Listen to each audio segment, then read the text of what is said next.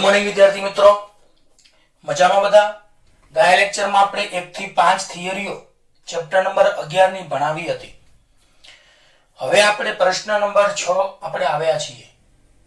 પ્રશ્ન નંબર 6 આ પ્રમાણે છે: અચળ કદ વાયુ થર્મોમીટર સમજાવી નિરપેક્ષ શૂન્ય તાપમાન સમજાવો. અચળ કદ વાયુ થર્મોમીટર સમજાવી નિરપેક્ષ શૂન્ય તાપમાન સમજાવો. તો કેમેસ્ટ્રીમાં પણ તમારે આ આલેખ આવી ગયેલો છે, દબાણ વિરુદ્ધ તાપમાનનો આલેખ.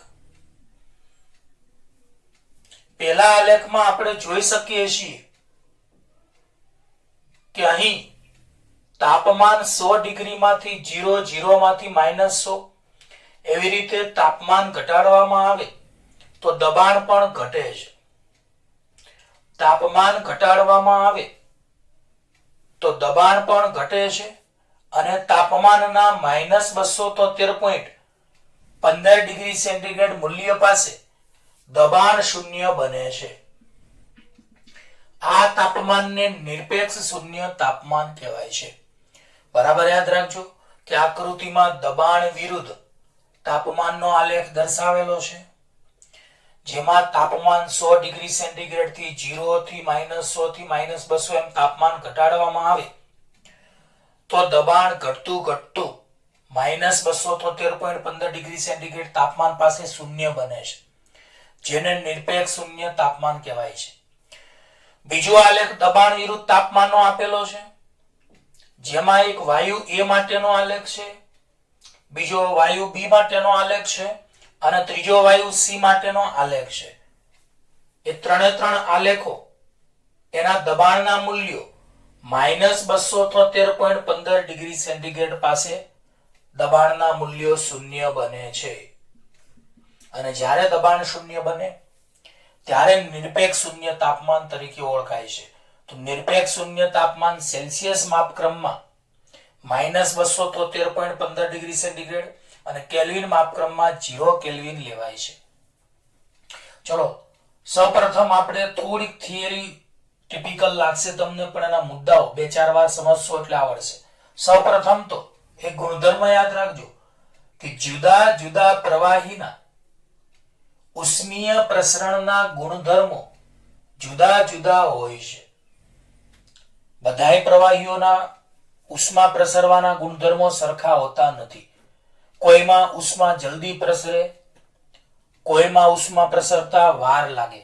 તો જુદા જુદા પ્રવાહીના ઉષ્મીય પ્રસરણના ગુણધર્મો જુદા જુદા હોવાથી બે નિશ્ચિત બિંદુઓ પરના તાપમાન સિવાય, તો બે નિશ્ચિત બિંદુઓ એટલે ઉત્કલન બિંદુ અને એક ગલન બિંદુ, તો બે નિશ્ચિત બિંદુઓ પરના તાપમાન સિવાય બીજા તાપમાનના મૂલ્યો માટે પ્રવાહી કાચ થર્મોમીટર જુદા જુદા અવલોકનો આપે છે.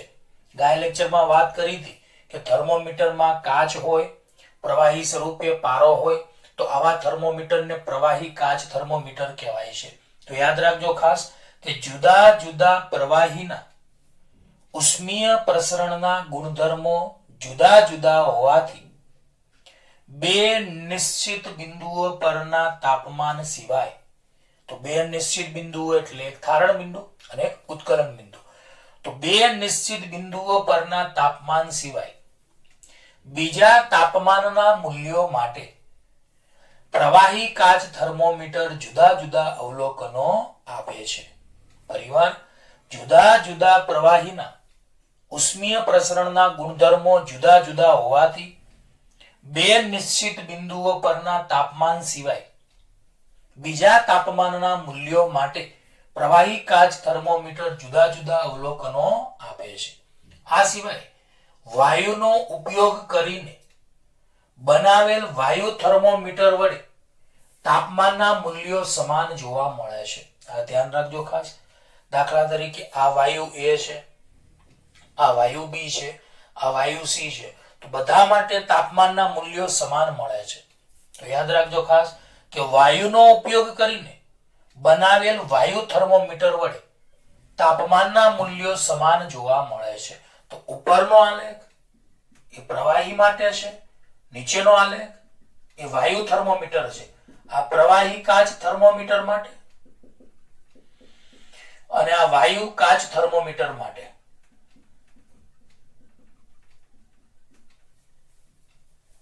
ટૂંકમાં વાયુનો ઉપયોગ કરીને બનાવેલ વાયુ થર્મોમીટર વડે તાપમાનના મૂલ્યો સમાન મળે છે.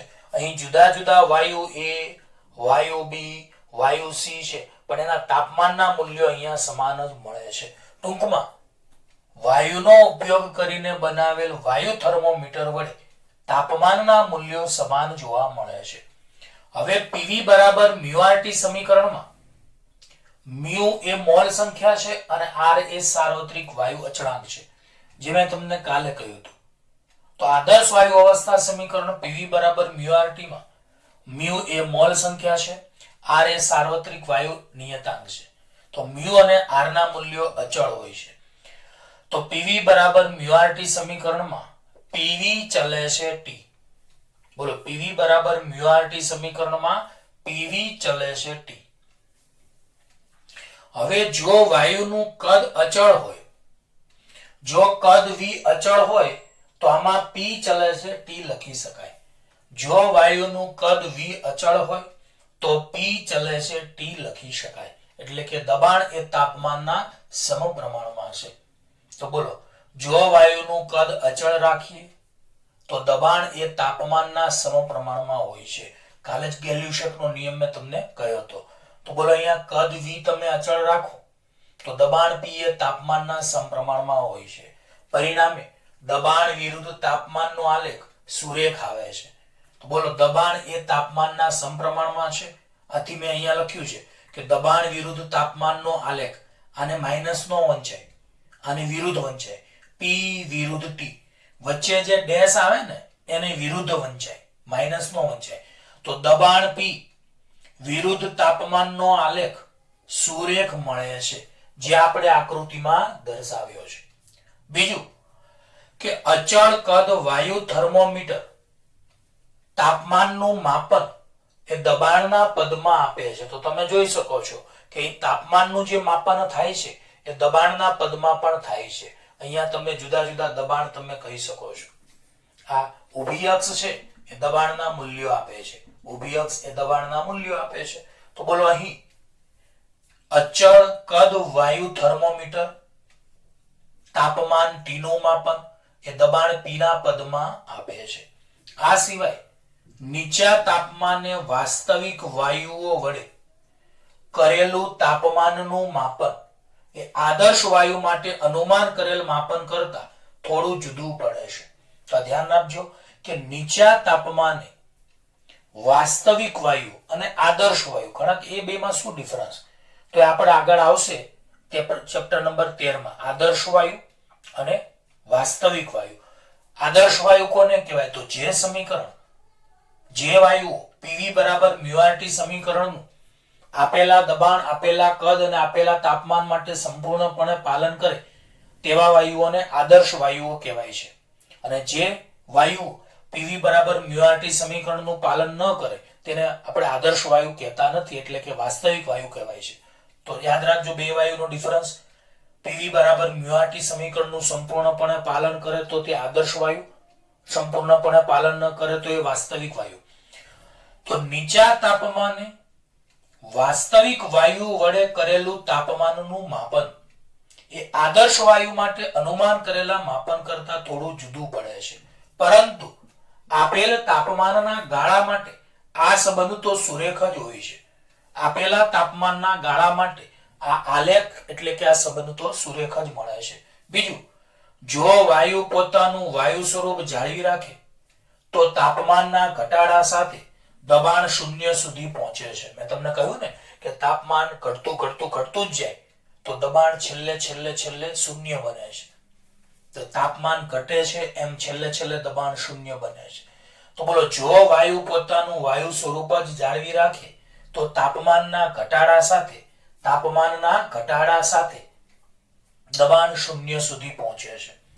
આ સુરેખ આલેખને જો પાછળ લંબાવીએ તો બધાને ખ્યાલ છે કે આ સૂર્યરેખ આલેખને આપણે પાછળ લંબાવીએ તો તે -273.15 ડિગ્રી સેન્ટીગ્રેડ પાસે છેદે છે.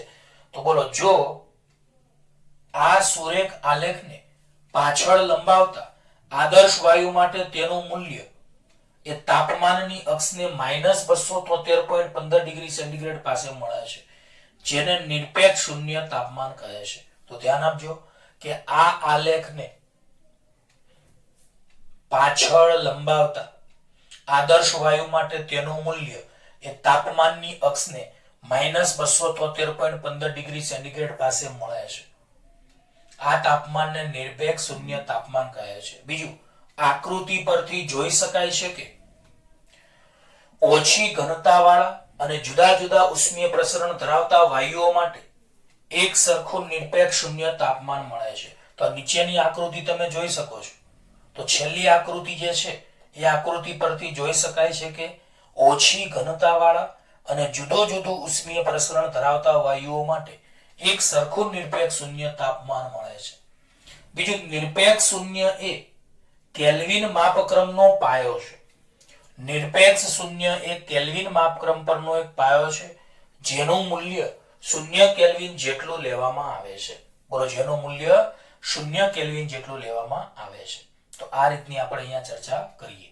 એકવાર ફરીવાર સમજાવીએ કે જુદા જુદા પ્રવાહીના ઉષ્મીય પ્રસરણના ગુણધર્મો જુદા જુદા હોવાથી બે નિશ્ચિત બિંદુઓ પરના તાપમાન સિવાય બીજા તાપમાનના મૂલ્યો માટે પ્રવાહી કાચ થર્મોમીટર જુદા જુદા અવલોકનો આપે છે. બીજું, વાયુનો ઉપયોગ કરીને બનાવેલ વાયુ થર્મોમીટર વડે તાપમાનના મૂલ્યો એક સમાન જ જોવા મળે છે. પીવી બરાબર μRT માં મ્યુ અને આર અચળ હોય તો પીવી ચલે છે ટી લખાય. હવે અહીંયા જો વાયુનું કદ v અચળ હોય તો દબાણ p એ તાપમાનના સમપ્રમાણમાં લઈ શકાય. આથી દબાણ તાપમાનના સમપ્રમાણમાં હોવાથી p વિરુદ્ધ t નો આલેખ સુરેખ મળે છે, જે આપણે આકૃતિમાં દર્શાવ્યો છે. બીજું, અચળ કદ વાયુ થર્મોમીટર માટે તાપમાન t નું મૂલ્ય એ તેના દબાણ p ના પદમાં માપવામાં આવે છે. આ સિવાય નીચા તાપમાને વાસ્તવિક વાયુઓ વડે કરેલું તાપમાનનું માપન એ આદર્શ વાયુ માટે અનુમાન કરેલ માપન કરતા થોડું જુદું પડે છે. પરંતુ આપેલ તાપમાનના ગાળા માટે આ સંબંધ તો સુરેખ જ મળે છે. આ સિવાય જો વાયુ પોતાનું વાયુ સ્વરૂપ જાળવી રાખે તો તાપમાનના ઘટાડા સાથે દબાણનું મૂલ્ય 0 બને છે. અને આ સુરેખ આલેખને પાછળ લંબાવતા તે આદર્શ વાયુ માટે તાપમાનની અક્ષને -273.15 ડિગ્રી સેન્ટીગ્રેડ પાસે મળે છે. આવા તાપમાનને નિરપેક્ષ શૂન્ય તાપમાન કહેવાય છે. આકૃતિ પરથી જોઈ શકાય છે કે ઓછી ઘનતાવાળા અને જુદી જુદી ઉષ્મીય પ્રસરણ ધરાવતા વાયુઓ માટે તો બધા જુદા જુદા વાયુઓ હોય તો પણ નિરપેક્ષ શૂન્ય તાપમાન એક જ જોવા મળે છે. આમ કહી શકાય કે નિરપેક્ષ શૂન્ય એ કેલ્વિન માપક્રમનો પાયો છે, જેનું મૂલ્ય 0 કેલ્વિન જેટલું મળે છે. તો પ્રિય વિદ્યાર્થીઓ, આ થિયરી થોડી ટિપિકલ હતી. આમાં થોડીક વાક્ય રચના અલગ છે. તમે 2-4 વાર વાંચશો, સમજશો એટલે તમને આવડી જશે.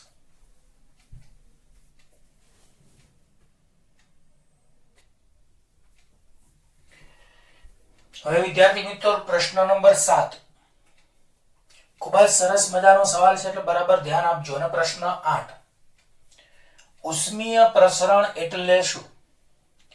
તેના માત્ર પ્રકારો લખો. ઉષ્મીય પ્રસરણ કોને કહેવાય? તો બધાને ખબર હશે કોઈ પણ પદાર્થનું તમે તાપમાન વધારો તો કાં તો તેના લંબાઈમાં ફેરફાર થાય, કાં ક્ષેત્રફળમાં ફેરફાર થાય, કાં તો કદમાં ફેરફાર થાય. તો પદાર્થનું તાપમાન વધારતા તેનું લંબાઈમાં વધારો થઈ શકે, ક્ષેત્રફળમાં વધારો થઈ શકે અને કદમાં પણ વધારો થઈ શકે છે. તો આને કહેવાય ઉષ્મીય પ્રસરણ. તો બોલો, પદાર્થ દ્વારા તાપમાન એટલે કે ઉષ્માનું શોષણ કરીને તેના પરિમાણમાં એટલે કે લંબાઈ, પહોળાઈ, ઊંચાઈ, જાડાઈ, ક્ષેત્રફળ, કદ એમાં પરિમાણમાં થતા વધારાને ઉષ્મીય પ્રસરણ કહે છે. અને પાછું તાપમાન ઘટે એટલે કે ઉષ્મા મુક્ત કરી પદાર્થના પરિમાણમાં થતા ઘટાડાને ઉષ્મીય સંકોચન કહે છે. સીધી અને સિમ્પલ વાત, જો કોઈ પદાર્થનું તાપમાન વધારો તો એ ઉષ્માનું શોષણ કરે. ઉષ્માનું શોષણ કરે એટલે એના પરિમાણમાં વધારો થાય, લંબાઈમાં, જાડાઈમાં, પહોળાઈમાં, ઊંચાઈમાં વધારો થાય. પણ જો તાપમાન ઘટે તો તે ઉષ્મા મુક્ત કરે છે એટલે પાછું લંબાઈનો વધારાની જગ્યાએ ઘટાડો થાય, પાછું સંકોચન થાય છે. તો એક આવે ઉષ્મીય પ્રસરણ અને બીજું આવે ઉષ્મીય સંકોચન. તો એકદમ સરળ મુદ્દા છે. તાપમાન વધે એનો મતલબ ઉષ્માનું શોષણ થાય છે અને ઉષ્માનું શોષણ થાય તો પરિમાણમાં વધારો થાય, તો એને કહેવાય ઉષ્મીય પ્રસરણ. જો તાપમાનનો ઘટાડો થાય એનો મતલબ ઉષ્મા મુક્ત થાય છે તો પરિમાણમાં ઘટાડો થાય, તો એને કહેવાય ઉષ્મીય સંકોચન. તો બરાબર યાદ રહેશે. બોલો, જો પદાર્થનું તાપમાન વધારે ક્યારે આવે? તો પદાર્થ ઉષ્માનું શોષણ કરીને તેનું તાપમાન વધે છે, પરિણામે તેના પરિમાણમાં વધારો થાય છે, જેને ઉષ્મીય પ્રસરણ કહેવાય. અને પદાર્થ ઉષ્માને મુક્ત કરીને તેનું તાપમાન ઘટે છે અને પરિમાણમાં ઘટાડો થાય છે, તો એને કહેવાય ઉષ્મીય સંકોચન. તો યાદ રાખજો ખાસ કે પદાર્થ દ્વારા ઉષ્માનું શોષણ કરીને તેના પરિમાણમાં થતા વધારાને ઉષ્મીય પ્રસરણ અને ઉષ્મા મુક્ત કરી પદાર્થના પરિમાણમાં થતા ઘટાડાને ઉષ્મીય સંકોચન કહે છે. બરાબર. બોલો, પદાર્થ દ્વારા ઉષ્માનું શોષણ કરીને તેના પરિમાણમાં થતા વધારાને ઉષ્મીય પ્રસરણ અને ઉષ્મા મુક્ત કરી પદાર્થના પરિમાણમાં થતા ઘટાડાને ઉષ્મીય સંકોચન કહેવાય છે.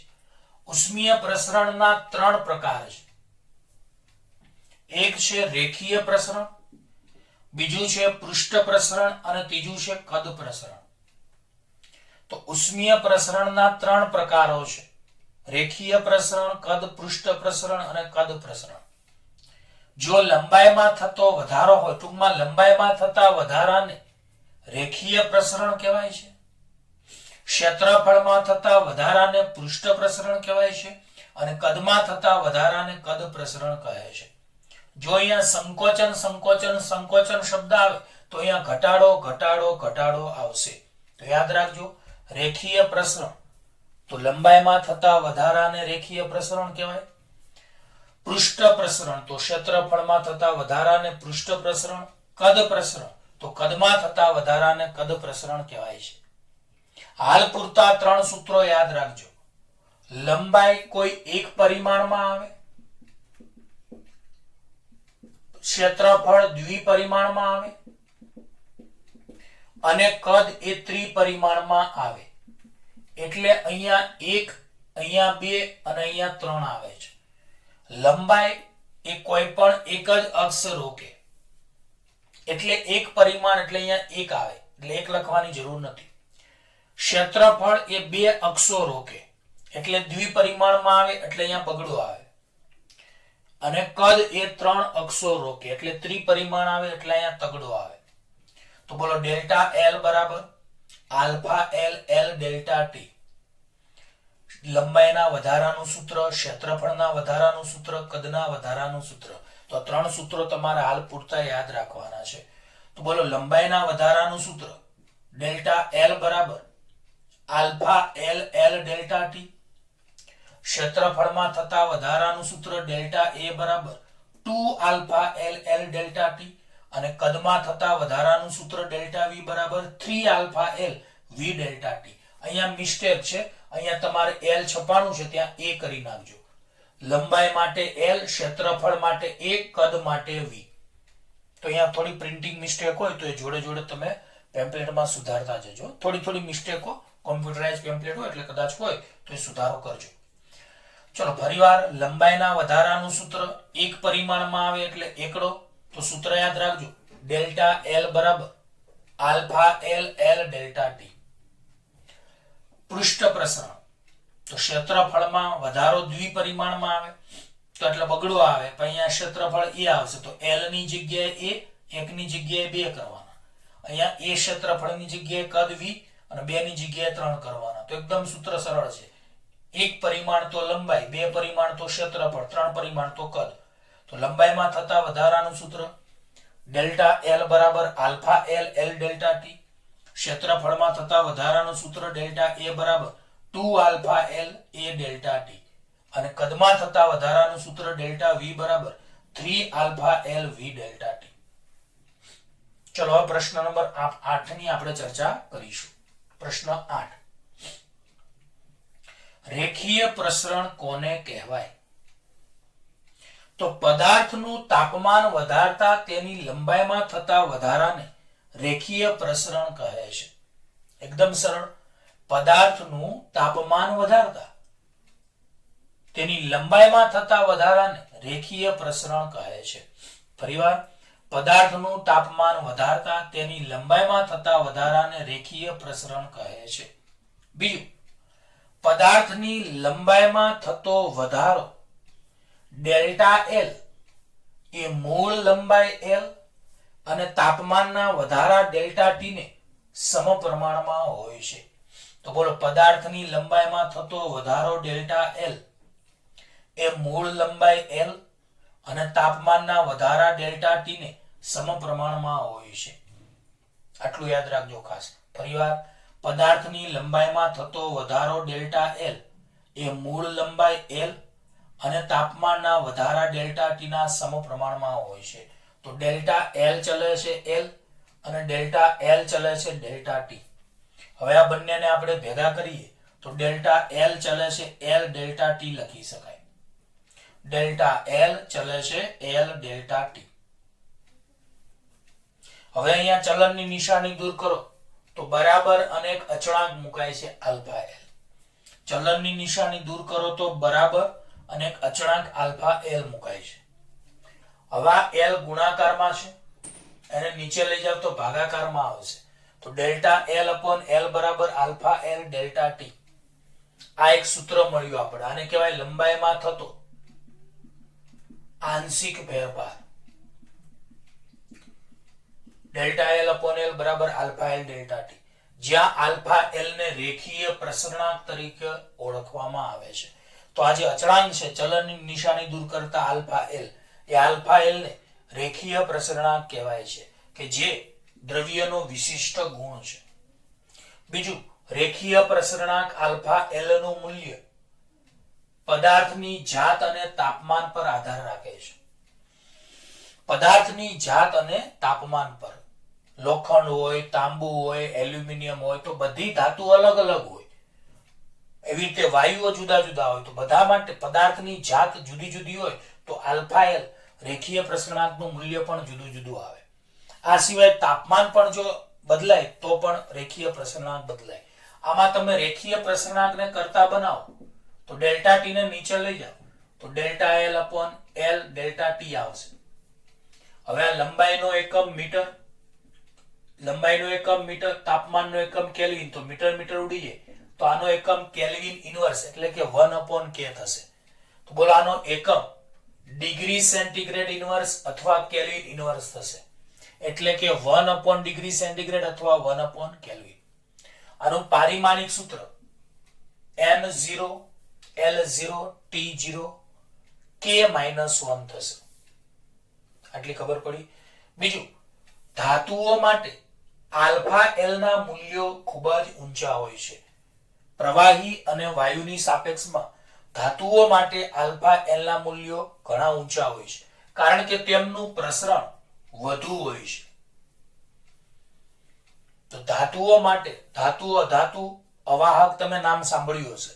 તો ધાતુ અધાતુ અને અવાહક કરતા ધાતુ માટે આલ્ફા L ના મૂલ્યો ઊંચા હોય છે, કારણ કે તેમનું પ્રસરણ વધુ થાય છે. બીજું, તાપમાનના સમાન વધારા માટે કાચ કરતા તાંબાનું 5 ગણું વધુ પ્રસરણ થાય છે. તો મેં કહ્યું એમ બધાના ગુણધર્મો જુદા જુદા હોય. ધાતુ માટે આલ્ફા L ના મૂલ્યો ઊંચા હોય છે, કારણ કે તેમનું પ્રસરણ વધુ થાય છે. તો નીચે મેં ઉદાહરણ આપ્યું કે તાપમાનનો તમે કાચ લો અને તાંબુ લો, કાચ અને તાંબામાં બંનેમાં સમાન તાપમાનનો વધારો તમે કરો તો કાચ કરતા તાંબુ 5 ગણું વધારે પ્રસરણ પામે છે. એટલી ખબર પડી. તો ફરીવાર, રેખીય પ્રસરણ કોને કહેવાય? તો પદાર્થનું તાપમાન વધારતા તેની લંબાઈમાં થતા વધારાને રેખીય પ્રસરણ કહે છે. બીજું, પદાર્થની લંબાઈમાં થતો વધારો ડેલ્ટા એલ એ મૂળ લંબાઈ એલ અને તાપમાનના વધારા ડેલ્ટા ટી ને સમપ્રમાણમાં હોય છે. તો બોલો, લંબાઈમાં થતો વધારો ડેલ્ટા એલ એ મૂળ લંબાઈ એલ અને તાપમાનના વધારા ડેલ્ટા ટી ના સમપ્રમાણમાં હોય છે. તો ડેલ્ટા એલ ચલે છે એલ અને ડેલ્ટા એલ ચલે છે ડેલ્ટા ટી. બંનેને ભેગા કરો તો ડેલ્ટા એલ ચલે છે એલ ડેલ્ટા ટી. હવે આ ચલનની નિશાની દૂર કરો તો બરાબર અને એક અચળાંક મુકાય. અચળાંકમાં આલ્ફા એલ મુકાય. આમાં એલ ને નીચે લાવો તો એક સમીકરણનું સ્વરૂપ ડેલ્ટા એલ અપોન એલ બરાબર આલ્ફા એલ ડેલ્ટા ટી થાય. જો ડેલ્ટા ટી ને નીચે લાવો તો આલ્ફા એલ બરાબર delta L upon L delta T. Delta L નો એકમ મીટર, એલ નો એકમ મીટર, મીટર મીટર ઉડી જાય. તાપમાનનો એકમ કેલ્વિન, તો 1 અપોન કેલ્વિન. તો બોલો, આલ્ફા એલ રેખીય પ્રસરણાંકનો એકમ 1 અપોન ડિગ્રી સેન્ટીગ્રેડ અથવા 1 અપોન કેલ્વિન એટલે કે ડિગ્રી સેન્ટીગ્રેડ ઇન્વર્સ અથવા કેલ્વિન ઇન્વર્સ થાય છે. એનું પારિમાણિક સૂત્ર m0 l0 t0 અને k-1 થાય છે. આલ્ફા એલ એ રેખીય પ્રસરણાંક છે જે તે દ્રવ્યનો વિશિષ્ટ ગુણધર્મ છે. બીજું, આલ્ફા એલ નું મૂલ્ય એ પદાર્થની જાત અને તેના તાપમાન પર આધાર રાખે છે. બીજું, ધાતુઓ માટે આલ્ફા એલ ના મૂલ્યો ઊંચા હોય છે કારણ કે તેનું પ્રસરણ વધારે થાય છે. દાખલા તરીકે, કાચ અને તાંબુ લ્યો તો એ બંનેમાં તાપમાનનો વધારો સરખો હોય તેમ છતાં કાચ કરતા તાંબાનું પ્રસરણ 5 ગણું વધારે થાય છે. તો જુદા જુદા પદાર્થો માટે તાપમાનના વધારા સાથે જુદા જુદા ફેરફારો જોવા મળે છે. જુદા જુદા પદાર્થો માટે તાપમાનના વધારા સાથે જુદા જુદા ફેરફારો આપણને જોવા મળે છે. હવે આપણે થોડા ગાણિતિક પદોની ચર્ચા કરીએ જે આપણે દાખલા માટે કામ લાગી શકે. તો ડેલ્ટા એલ એટલે લંબાઈનો ફેરફાર બરાબર અંતિમ લંબાઈ L2 માઈનસ પ્રારંભિક લંબાઈ L1. તો ડેલ્ટા એલ બરાબર L2 માઈનસ L1 અને તાપમાનનો ફેરફાર ડેલ્ટા ટી બરાબર અંતિમ તાપમાન માઈનસ પ્રારંભિક તાપમાન. તો બોલો, લંબાઈનો ફેરફાર ડેલ્ટા એલ બરાબર અંતિમ લંબાઈ L2 માઈનસ પ્રારંભિક લંબાઈ L1 અને તાપમાનનો ફેરફાર ડેલ્ટા ટી બરાબર અંતિમ તાપમાન T2 માઈનસ પ્રારંભિક તાપમાન T1. હવે આપણી પાસે ડેલ્ટા એલ બરાબર alpha L A delta T સૂત્ર તારવેલું છે જે મેં તમને અહીંયા આપણે કહેલું છે એનું આ સૂત્ર. તો ડેલ્ટા એલ બરાબર આલ્ફા એલ ડેલ્ટા ટી, પણ અહીંયા મેં પ્રારંભની લંબાઈ L1 અને L1 મેં અહીંયા લખી છે. ડેલ્ટા એલ ની જગ્યાએ L2 માઈનસ L1, આ માઈનસ L1 પેલી બાજુ જાય તો પ્લસ L1. તો L2 બરાબર L1 plus alpha L1 T2 minus T1. આ બંનેમાંથી L1 સામાન્ય તો વધશે 1 plus alpha T2 minus T1. આ રીતનું આપણને એક સમીકરણ મળશે. તો L2 બરાબર L1 સામાન્ય કૌંસમાં 1 plus alpha T2 minus T1. આ સૂત્રનો પણ આપણે દાખલામાં ઉપયોગ કરી શકીએ છીએ. તો બોલો, ડેલ્ટા એલ એટલે લંબાઈનો ફેરફાર, તો અંતિમ લંબાઈ L2 માઈનસ પ્રારંભિક લંબાઈ L1. તાપમાનનો ફેરફાર ડેલ્ટા ટી બરાબર અંતિમ તાપમાન T2 માઈનસ T1 પ્રારંભિક તાપમાન. હવે આપણે ડેલ્ટા એલ બરાબર alpha L1 delta T, delta L ની જગ્યાએ L2 minus L1, minus L1 પેલી બાજુ જાય તો પ્લસ L1, L1 સામાન્ય તો કૌંસમાં 1 plus alpha T2 minus T1. Okay,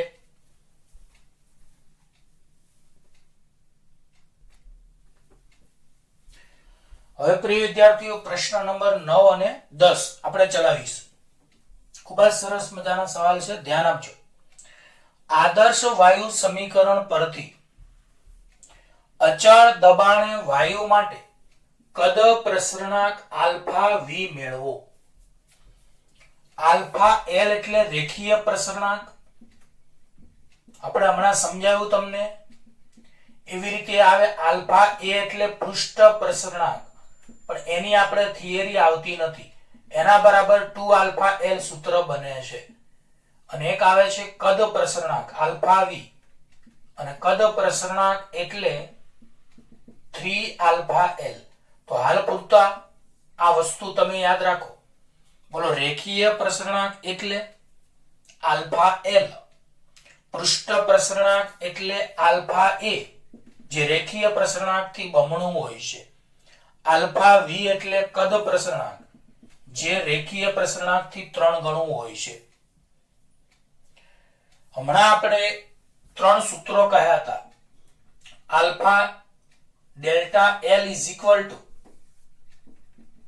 alpha L L delta T, delta is equal to 2 alpha L L delta T, અને delta L is equal to 3 alpha L L delta T. તો તમે 2 alpha L ની જગ્યાએ અહીંયા sorry ક્ષેત્રફળ એ હતું અને અહીંયા કદ વી હતું. તો 2 આલ્ફા એલ ને તમે આલ્ફા એ ડેલ્ટા ટી લખી શકો છો.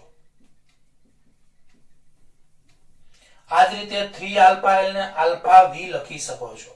તો હાલ પૂરતા 3 સૂત્રો તમને ખાસ યાદ રાખવાનું તમને કહું છું. આ એના અલગ અલગ સ્વરૂપ. ફરીવાર મોઢે કરીએ આપણે. આની આગળના લેક્ચરમાં મતલબ થિયરીમાં આ જ લેક્ચરમાં આગળ મેં તમને શીખવાડ્યું હતું કે ડેલ્ટા એલ બરાબર alpha L L delta T.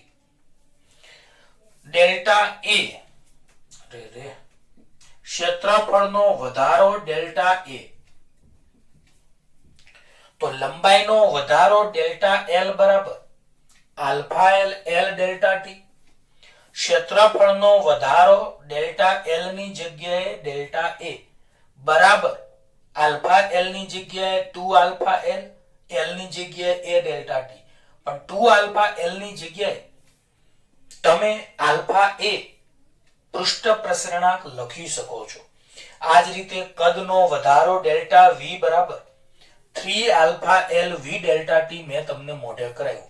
એમાં 3 આલ્ફા એલ ની જગ્યાએ કદ પ્રસરણાંક આલ્ફા વી લખી શકો છો. તો મહેરબાની કરીને આ સૂત્રો 3 પહેલા તો ખાસ યાદ રાખો. બોલો, લંબાઈનો વધારો ડેલ્ટા એલ બરાબર alpha L L delta T. ક્ષેત્રફળનો વધારો ડેલ્ટા એ બરાબર 2 alpha L A delta T. કદનો વધારો ડેલ્ટા વી બરાબર 3 alpha L V delta T. હવે આપણે 2 આલ્ફા એલ ની જગ્યાએ આલ્ફા એ લખી શકાય, 3 આલ્ફા એલ ની જગ્યાએ આલ્ફા વી લખી શકાય. તો આ યાદ રાખજો કે આલ્ફા એ બરાબર 2 આલ્ફા એલ, આલ્ફા વી બરાબર 3 આલ્ફા એલ. આલ્ફા એલ ને રેખીય પ્રસરણાંક કહેવાય, આલ્ફા એ ને પૃષ્ઠ પ્રસરણાંક કહેવાય, અને આલ્ફા વી ને કદ પ્રસરણાંક કહેવાય છે. ઓકે, ટૂંકમાં જે એક્સ્ટ્રા શીખવાડ્યું એ તો તમારે યાદ રાખવાનું જ છે. ચલો, આદર્શ વાયુ માટે તમે સમીકરણ જાણો છો, પીવી બરાબર મ્યુ આર ટી. સમીકરણ નંબર 1. બોલો, આદર્શ વાયુ માટે પીવી બરાબર મ્યુ આર ટી. હવે અચળ દબાણ હોય તો પી ના પી, ધારો કે કદનો વધારો વી ની જગ્યાએ ડેલ્ટા વી છે, બરાબર ના બરાબર મ્યુ અને આર અચળ છે, ટી ની જગ્યાએ તાપમાનનો વધારો ડેલ્ટા ટી. તો આને આપણે સમીકરણ નંબર 2 કહીએ. તો બોલો, આદર્શ વાયુ માટે પીવી બરાબર મ્યુ આર ટી સમીકરણ નંબર 1. જો દબાણ અચળ હોય તો દબાણ પી અચળ, કદ વી નો વધારો ડેલ્ટા વી બરાબર મ્યુ આર તાપમાનનો વધારો ડેલ્ટા ટી. હવે સમીકરણ 2 અને સમીકરણ 1 નો ગુણોત્તર લેતા, તો સમીકરણ 2 અને સમીકરણ 1 નો ગુણોત્તર લો તો પી ડેલ્ટા વી છેદમાં પીવી બરાબર મ્યુ આર ડેલ્ટા ટી છેદમાં મ્યુ આર ટી. તો બોલો, સમીકરણ 2 અને સમીકરણ 1 નો ગુણોત્તર લેતા પી ડેલ્ટા વી છેદમાં પીવી બરાબર મ્યુ આર ડેલ્ટા ટી છેદમાં મ્યુ આર ટી. બોલો, અહીંયા મ્યુ આર ઉડી જાય, પી પી ઉડી જશે, તો ડેલ્ટા વી અપોન વી બરાબર ડેલ્ટા ટી અપોન ટી વધશે.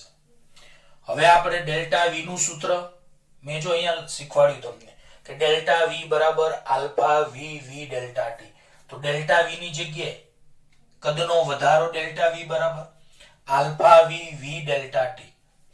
હવે આમાં વી વી ઉડી જશે, ડેલ્ટા ટી ઉડી જશે, તો આલ્ફા વી બરાબર 1/t વધશે. તો બોલો અહીં કદ પ્રસરણાંક આલ્ફા વી બરાબર 1/t આવ્યું, જ્યાં આલ્ફા વી એ કદ પ્રસરણાંક છે. બોલો આદર્શ વાયુ માટે અચળ દબાણે કદ પ્રસરણાંકનું સૂત્ર આલ્ફા વી બરાબર 1/t. આદર્શ વાયુ સમીકરણ પીવી બરાબર μRT પરથી આપણે અચળ દબાણે વાયુ માટે કદ પ્રસરણાંક આલ્ફા વી બરાબર 1/t તારવ્યું. તો બોલો અહીં આલ્ફા વી ને કદ પ્રસરણાંક કહેવાય છે, જેનો એકમ ડિગ્રી સેન્ટીગ્રેડ ઇન્વર્સ અથવા કેલ્વિન ઇન્વર્સ બને.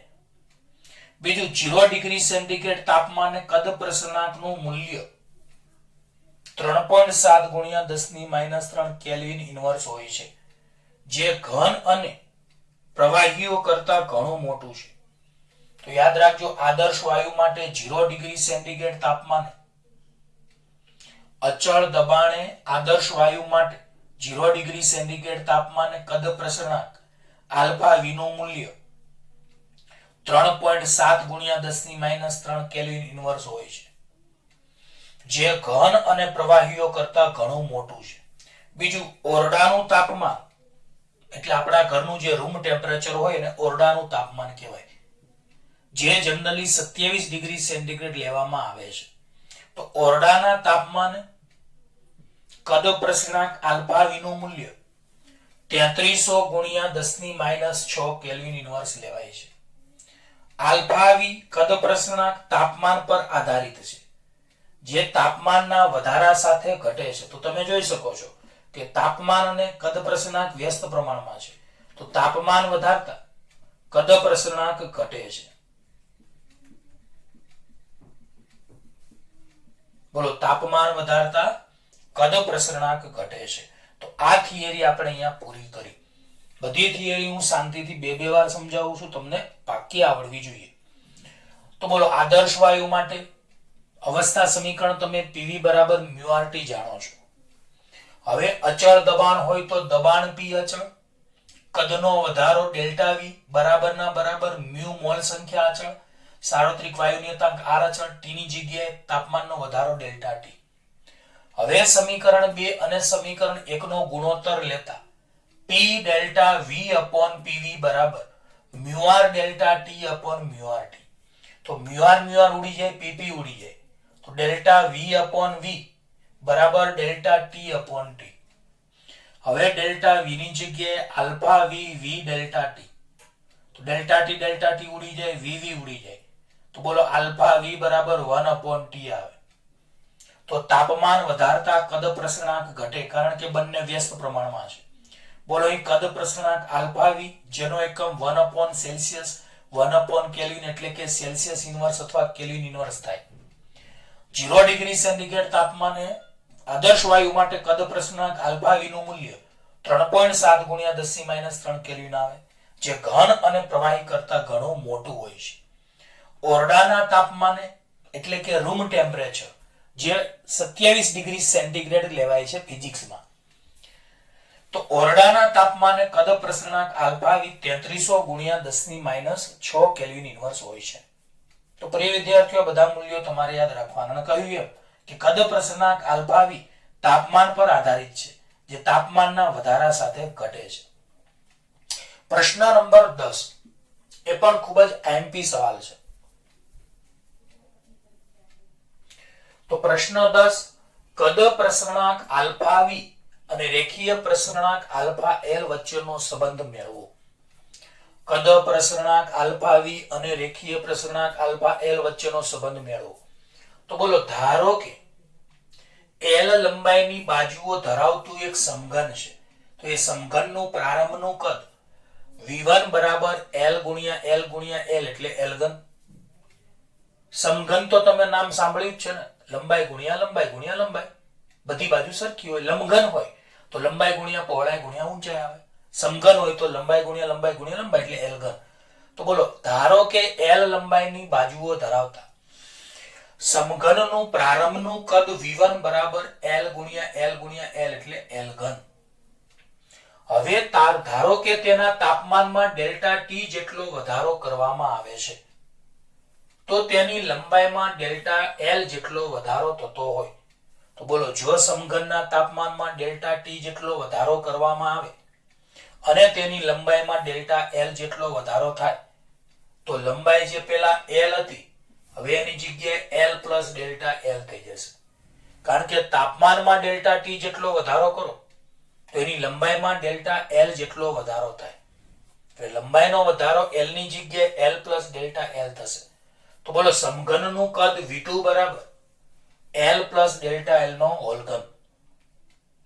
તો પ્રારંભમાં લંબાઈ L હતી તો પ્રારંભનું કદ v1 બરાબર L ઘન. હવે અંતમાં લંબાઈનો વધારો ડેલ્ટા L થયો એટલે હવે નવી લંબાઈ L2 બરાબર L પ્લસ ડેલ્ટા L થશે. તો એનો અહીંયા L પ્લસ ડેલ્ટા L નો અહીંયા ઘન આવશે. બરાબર છે. હવે કદનો ફેરફાર ડેલ્ટા V બરાબર v2 માઇનસ v1. કદનો ફેરફાર ડેલ્ટા V બરાબર v2 માઇનસ v1. હવે v2 ની જગ્યાએ L પ્લસ ડેલ્ટા L નો હોલ ઘન, v1 ની જગ્યાએ L ઘન. તો બોલો કદનો ફેરફાર ડેલ્ટા V બરાબર v2 ની જગ્યાએ L પ્લસ ડેલ્ટા L નો હોલ ઘન માઇનસ v1 ની જગ્યાએ L ઘન. હવે આપણે આનું વિસ્તરણ આપીએ તો તમને આવું સૂત્ર ખબર હશે. 10મા ધોરણમાં તમારે આવી ગયું. a પ્લસ b નો હોલ ઘન હોય તો એનું વિસ્તરણ પહેલા પદનો ઘન વત્તા બીજા પદનો ઘન વત્તા 3 પહેલા પદનો square 3a square b plus 3b square a. આવું સૂત્ર આવ્યું હશે. તમે કદાચ આવું નહીં ભણ્યા હોય તો તમારે આવું આવ્યું હશે. 3ab સામાન્ય અને a પ્લસ b આવું તમે ભણ્યા હશો. તો વિસ્તરણના પદો તમને ખ્યાલ આવવા જોઈએ. બોલો a પ્લસ b નો હોલ ઘન બરાબર પહેલા પદનો ઘન વત્તા બીજા પદનો ઘન વત્તા 3ab કૌંસમાં a પ્લસ b એટલે કે a ઘન વત્તા b ઘન વત્તા 3a સ્ક્વેર b વત્તા 3b સ્ક્વેર a. તો આમાં 1 થી 10 ધોરણ તમારે કામ લાગે. અમુક આગળનું જે બેઝિક તમે ગણિતમાં ભણ્યા હો એનો અહીંયા ઉપયોગ થાય. તો બોલો L પ્લસ ડેલ્ટા L નો ઘન એટલે પહેલા પદનો ઘન વત્તા બીજા પદનો ઘન વત્તા 3 પહેલા પદનો સ્ક્વેર ગુણ્યા બીજું પદ વત્તા 3 બીજા પદનો સ્ક્વેર ગુણ્યા પહેલું પદ માઈનસ L ઘન ના L ઘન. તો આ રીતે વિસ્તરણ આવશે. ફાવશે બધાને? ઓકે. ચલો હવે આપણે અહીંયા L ઘન ઉડી જશે. બીજું ડેલ્ટા L ની મોટી ઘાત વાળા પદોને અવગણતા. તો જો અહીંયા ડેલ્ટા L ની 3 ઘાત આવે છે અને અહીંયા ડેલ્ટા L ની 2 ઘાત આવે છે તો બંને પદોને આપણે અવગણી એટલે એને કેન્સલ કરી નાખીએ. અતિ સૂક્ષ્મ હોય એટલા માટે. તો ડેલ્ટા L ની મોટી ઘાત વાળા પદો એટલે કે ડેલ્ટા L અહીંયા 3 ઘાત છે, ડેલ્ટા L ની 2 ઘાત છે તો બંને પદોને અવગણો તો આ બાજુ માત્ર ડેલ્ટા V વધશે અને આ બાજુ 3l² ડેલ્ટા L વધશે. હવે આપણે આમાં ડેલ્ટા L ની કિંમત alpha L L delta T જાણીએ છીએ. બોલો આમાં તમે ડેલ્ટા V બરાબર 3 ના 3 l² ના l². ડેલ્ટા L ની કિંમત alpha L L delta T જાણીએ છીએ. તો ડેલ્ટા L ની જગ્યાએ alpha L L delta T. તો ડેલ્ટા V બરાબર 3 ના 3 આલ્ફા L ના આલ્ફા L l² ગુણ્યા L એટલે L ઘન. હવે L ઘન ની જગ્યાએ તમે કદ V લખી શકો છો. અને હમણાં મેં કીધું એમ કે તમે 3 આલ્ફા L ને આલ્ફા V ધારી શકો છો અને માટે આલ્ફા V બરાબર 3 આલ્ફા L. આમ કદ પ્રસરણાંક આલ્ફા V અને રેખીય પ્રસરણાંક આલ્ફા L વચ્ચેનો આપણને અહીંયા સંબંધ મળ્યો. તો એકવાર અહીંયાથી ધ્યાન દેજો ખાસ. પ્રારંભમાં L બાજુ હતી તો પ્રારંભનું કદ v1 બરાબર L ઘન.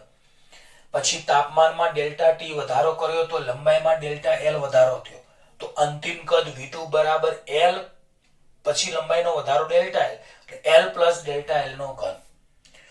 તો કદનો ફેરફાર ડેલ્ટા V બરાબર v2 માઇનસ v1. v2 એટલે L પ્લસ ડેલ્ટા L નો ઘન, v1 એટલે L ઘન. હવે આનું વિસ્તરણ કરો તો પહેલા પદનો ઘન L ઘન વત્તા બીજા પદનો ઘન ડેલ્ટા L ઘન વત્તા 3 ગુણ્યા પહેલા પદનો સ્ક્વેર L સ્ક્વેર અને બીજું પદ વત્તા 3 ગુણ્યા બીજા પદનો સ્ક્વેર અને પહેલું પદ માઈનસ L ઘન. તો L ઘન માઈનસ L ઘન ઉડી જશે. હવે ડેલ્ટા L ની મોટી ઘાતવાળા પદોને અવગણો તો ડેલ્ટા V બરાબર 3L સ્ક્વેર ડેલ્ટા L આવશે. હવે 3L સ્ક્વેર ના 3L સ્ક્વેર ડેલ્ટા L ની જગ્યાએ alpha L L delta T. હવે અહીંયા 3 ના 3 આલ્ફા L ના આલ્ફા L L સ્ક્વેર ગુણ્યા L એટલે L ઘન. L ઘન ની જગ્યાએ કદ V. તો અહીંયા ડેલ્ટા V બરાબર alpha V V delta T. તો આલ્ફા V બરાબર 3 આલ્ફા L વધશે. આમ કદ પ્રસરણાંક અને રેખીય પ્રસરણાંક વચ્ચેનો અહીંયા આપણને સંબંધ મળ્યો.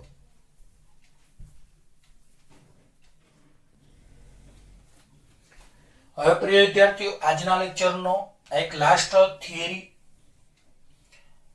યાદ રાખજો. આ લેક્ચર થોડોક લાંબો એટલા માટે છે, સરખા ટોપિક જોડે જોડે ચલાવવા જરૂરી છે, તો જ તમને ખ્યાલ આવે.